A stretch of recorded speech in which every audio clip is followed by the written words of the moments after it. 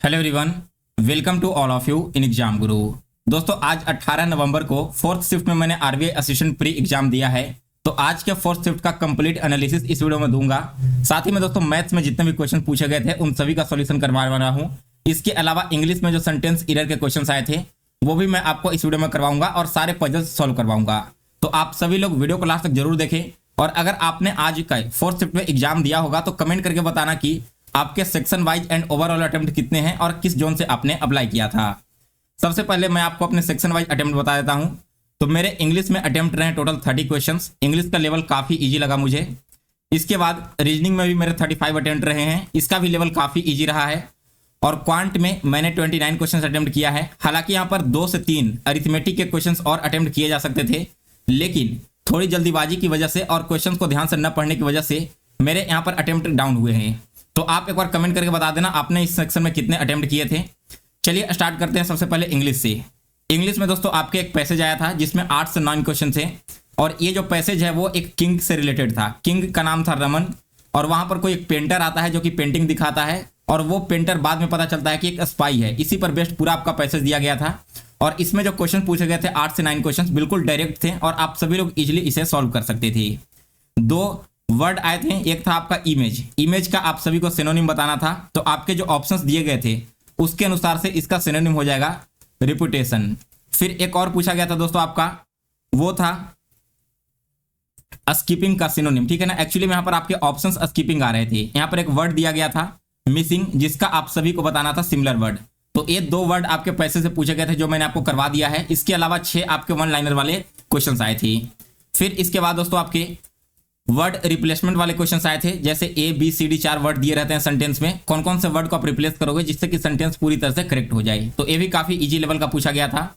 इसके अलावा शायद 2 या 3 क्वेश्चंस आपके पारा जंबल के आए थे सिंगल सेंटेंस वाली। इसके अलावा आपके कुछ सेंटेंस एरर के क्वेश्चन आए थे जिसमें से सेलेक्ट करना था कौन सा सेंटेंस करेक्ट है। तो देखिए इसमें से मैंने जो अटेम्प्ट लिया है वो आपको बताता चलता हूं।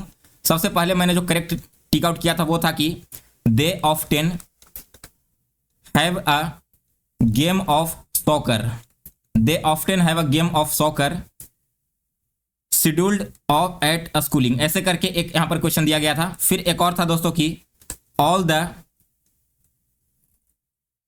ट्रेनीज, यहां पर 1 मिनट रुक जाओ, all the trainees were unable to complete the task. ये आपका सेकंड सेंटेंस था। फिर तीसरा पूछा था दोस्तों कि डायमा गेव द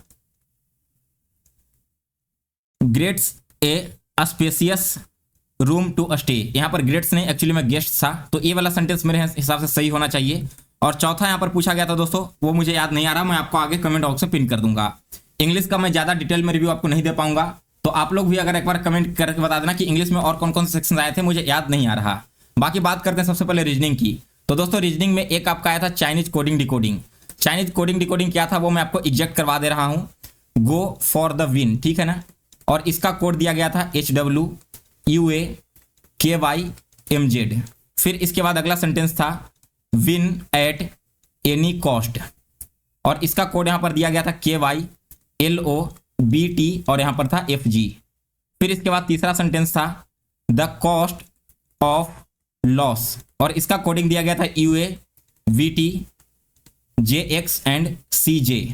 और चौथा यहां पर सेंटेंस दिया गया था विन लॉस नो।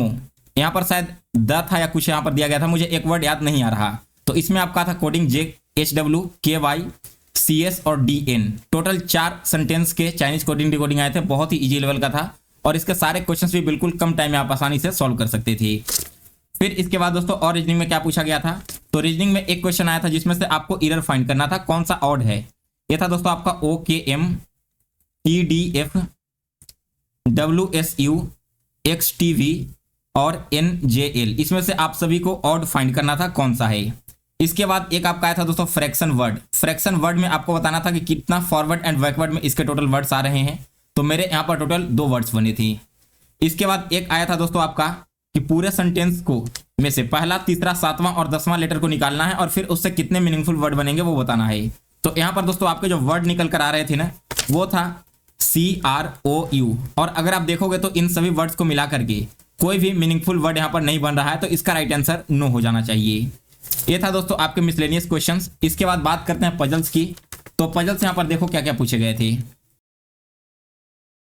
एक आपका आया था month and date based puzzle. तो इसमें क्या क्या पूछा गया था, 2 डेट दिए गए थे। मार्च के साथ में था 6 और 25, अप्रैल के साथ में था 6 25, मई के साथ में 6 और 25 डेट, और एक था जून के साथ में 6 और 25 डेट। तो यहाँ पर इसके अरेंजमेंट बन रहे थे एफ, डी, ई, ए, जी, बी, सी और एच। दोस्तों पजल्स आपके 3 पूछे गए थे और तीनों पजल्स का लेवल काफी इजी था। यहाँ पर कोई भी आपकी पॉसिबिलिटी ज्यादा बड़ा नहीं बन रहा था। फिर इसके बाद एक आपका था सर्कुलर अरेंजमेंट का, जिसमें टोटल 8 लोग बैठ रहे थे।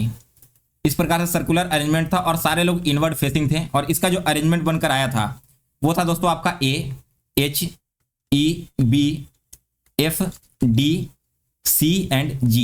ये आपके 2 पजल पूछे गए थे। इसके अलावा दोस्तों एक आपका आया था वीक वाला पजल, जिसमें मंडे से लेकर के संडे तक के टोटल कैंडिडेट दिए गए थे।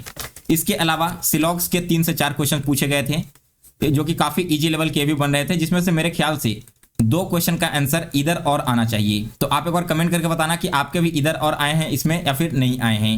यह है दोस्तों आपका रीजनिंग का पेपर। इसके बाद बात करते हैं क्वांट की। क्वांट में मेरे अटेम्प्ट मैंने आपको बता दिया 29 हुए थे, जिसमें से सबसे पहले तो 5 क्वेश्चंस आपके आए थे मिसिंग नंबर सीरीज के। मिसिंग नंबर सीरीज क्या क्या था, तो 574, एक्स, 142, 70, 34 और 18। ये था आपका पहला मिसिंग नंबर सीरीज। दूसरा था 14, 21, 32, 47, एक्स और 89। तीसरा मिसिंग सीरीज आया था 5.5, 13, 113 नहीं, यहाँ पर 13 है। फिर इसके बाद आया था 29, 62 और शायद 129 था, और फिर आके क्वेश्चन मार्क था।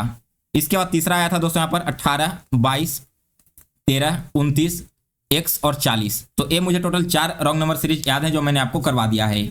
इसके अलावा लगभग 10 से 12 क्वेश्चन आपके सिंप्लीफिकेशन के आए थे, और इसका लेवल काफी ईजी देखने को मिला है। आज के तीनों शिफ्ट में, फर्स्ट, सेकंड और थर्ड में क्वांट का लेवल थोड़ा मॉडरेट था, लेकिन फोर्थ शिफ्ट में काफी इजी पूछे गए थे। इसके अलावा दोस्तों एक आपका आया था डीआई, जो कि टेबल बेस्ड था, जिसमें आपके 3 शॉप्स दिए गए थे, शॉप ए, बी और सी, और इसका सेल हो रहा था शायद फ्राइडे, सैटरडे और संडे, या फिर मंडे, ट्यूसडे, वेडनेसडे, ऐसे करके कुछ सेल हो रहा था, और इस पर बेस्ड आपके टोटल 5 क्वेश्चन पूछे गए थे। इसके अलावा बाकी के सारे क्वेश्चन अरिथमेटिक के थे, जिसमें से एक क्वेश्चन था दोस्तों कि एक सिंपल इंटरेस्ट पर प्रिंसिपल पी दिया गया था। यहाँ पर आपका टाइम था, सॉरी रेट था 12% का, टाइम था 3 साल का, और दूसरा प्रिंसिपल यहाँ पर पी था, टाइम यहाँ पर दिया गया था 7 सालों का, रेट 12 साल था, और दोनों के बीच का जो डिफरेंस है वो यहाँ पर 2 दे रहा, 1920 दे रहा था। तो आपको बताना था कि टोटल प्रिंसिपल यहाँ पर कितने होंगे या फिर पी का वैल्यू क्या होगा। ये था आपका अरिथमेटिक का पहला क्वेश्चन। एक आपका आया था दोस्तों जिसमें डाउन स्ट्रीम में कुछ किलोमीटर चल रहे थे इतने घंटे में, और कुछ अप स्ट्रीम में चल रहे थे कितने किलोमीटर इतने घंटे में। तो यहाँ से आप क्या करते, स्ट्रीम का स्पीड निकाल लेते प्लस बोट का स्पीड निकाल लेते। बोट का स्पीड 27 आ रहा था, लेकिन बाद में कंडीशन दिया गया था कि अगर बोट का स्पीड 30 हो और आपका स्ट्रीम सेम हो, जो कि पहले से 3 था, तो आप बताइए कि अप स्ट्रीम में 5 आवर्स में कितने चलेंगे। तो 27 × 5 कर दो, यहाँ पर 135 किलोमीटर इसका राइट आंसर हो जाता। ये आपका अरिथमेटिक का दूसरा क्वेश्चन था। फिर इसके बाद एक क्वेश्चन आया था दोस्तों कि एक सेमी सर्कल का जो सर्कमफेरेंस है वो एक रेक्टेंगल के पेरीमीटर के बराबर है, और रेक्टेंगल का लेंथ दे दिया गया था, और फिर आपसे पूछा गया था कि उस रेक्टेंगल का एरिया क्या होगा। तो इसे भी आप सॉल्व कर सकते थे उसका विड्थ निकालने के बाद, दोनों को मल्टीप्लाई करके। इसके बाद एक आपका आया था पार्टनरशिप वाला क्वेश्चन, जिसमें दोस्तों कुछ अमाउंट ए और बी सबमिट कर रहे हैं, जिसमें से बी का जो अमाउंट है वो 1 का दुगना है। इसके बाद कुछ समय बाद ए छोड़ दे रहा है और बी कुछ और पैसे इन्वेस्ट कर रहे हैं, तो फाइनल यहाँ पर रेशियो दे दिया गया था, इतने प्रॉफिट हो रहे हैं। तो आपको बताना था कि ए का जो अमाउंट है वो बी से कितना ज्यादा था, ऐसे करके कुछ यहाँ पर परसेंटेज निकालनी थी। ये था अरिथमेटिक का तीसरा क्वेश्चन।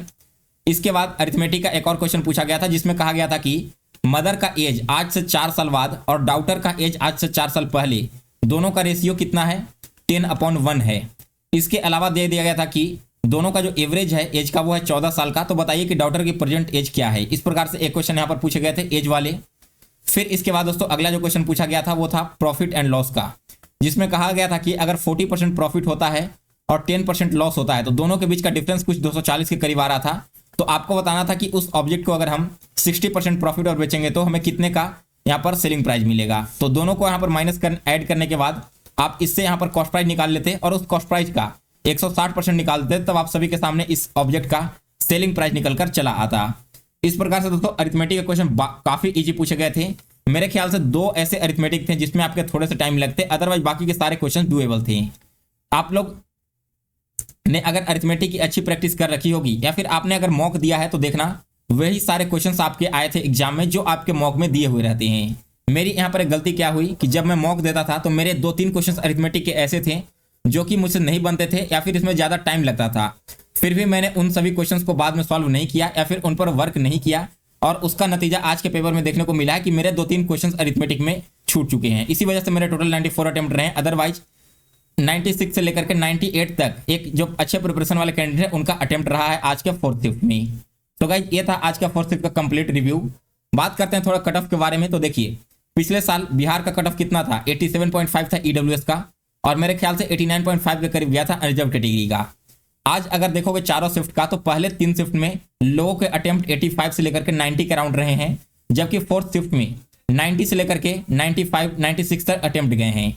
तो यहाँ पर अब नॉर्मलाइजेशन का रोल काफी यहाँ पर रहेगा, क्योंकि जिनके कम अटेम्प्ट हुए थे पिछले 3 शिफ्ट में उनके कुछ मार्क्स इंक्रीज करेंगे, और इस हिसाब से मुझे लगता है कि बिहार का कट ऑफ फिर से इस बार 90+2 के आसपास में रहना चाहिए अनरिजर्व कैटेगरी का, अगर नॉर्मलाइजेशन में बहुत ज्यादा मार्क्स सभी के इंक्रीज नहीं होते हैं तो। और अगर नॉर्मलाइजेशन में मार्क्स इंक्रीज कर दिए जाएंगे तो फिर यह कट ऑफ आपका 95 96 के अराउंड भी जा सकता है। तो कल का जैसे ही चारों शिफ्ट का एग्जाम ओवर हो जाएगा तो उसके बाद मैं आपको कट ऑफ के बारे में एक डिटेल रिव्यू इस चैनल पर अवेलेबल करवा दूंगा। इसके अलावा दोस्तों आपने अगर किसी भी शिफ्ट में एग्जाम दिया है तो मैं अपने कम्युनिटी टैब में एक पोल लगा दे रहा हूं सभी शिफ्ट का, अब वहां पर पोल जरूर अटेम्प्ट करना जिससे कि कट ऑफ वीडियो बनाने में आसानी हो। सो गाइस फिलहाल इस वीडियो में बस इतना ही। अगर आपको एनालिसिस वाला वीडियो पसंद आया हो तो इसे लाइक करें और शेयर करें।